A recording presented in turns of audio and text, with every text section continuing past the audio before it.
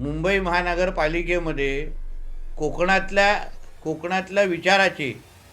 आणि आमच्या सिंधुदुर्ग जिल्ह्याची सुपुत्री म्हणून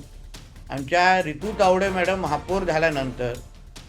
आणि मुंबईतल्या मराठी कोकणातल्या जनतेने आम्हाला भरभरून मतदान केलेलं आहे आणि त्यामुळे इकडे मुंबईमध्ये आमचं हक्काचं कोकणातल्या माणसाचं एक कोकण भवन असावं,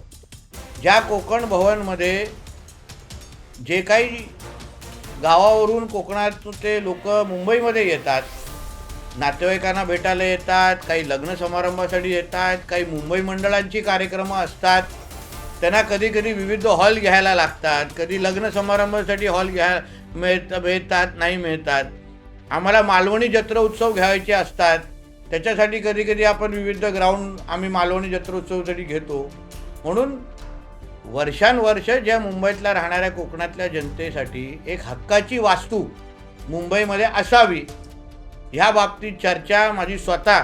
रितू तावडे मॅडमची जेव्हा मी पहिल्यांदा वर्षा बंगल्यावर आदरणीय मुख्यमंत्र्यांच्या इथे भेटलो होतो तेव्हाही त्यांना मी हा विषय सांगितला होता. मी कमिशनर गगराडीजींशी पण ह्या बाबतीमध्ये मी चर्चा केलेली आहे आणि म्हणून आता जेव्हा आमच्या मुंबई महानगरपालिकेवर आमची महायुतीची सत्ता आहे, जिथे महापौर उपमहापौर दोघंही कोकणातले आहेत, बहुसंख्य लोकप्रतिनिधी पण कोकणातले आहेत आणि म्हणून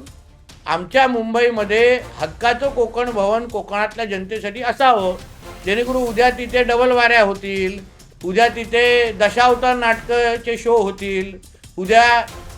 कोकणाच्या संदर्भात काही पर्यटनाच्या दृष्टिकोनातून कार्यक्रम होऊ शकतात. आमच्या कोकणातली जी मुलं मुली इथे मुंबईमध्ये राहतात त्यांच्यासाठी अशा 10-15 खोल्या तिथे बनवायच्या, ते लोक शिक्षणासाठी विविध गोष्टीसाठी ते मुलं येऊन राहू शकतात. असं सगळ्यासाठी एक कोकणाचं हक्काचं भवन मुंबईमध्ये असावं, या दृष्टिकोनातून मी ती मागणी मुंबईच्या महापौरांकडे केलेली आहे.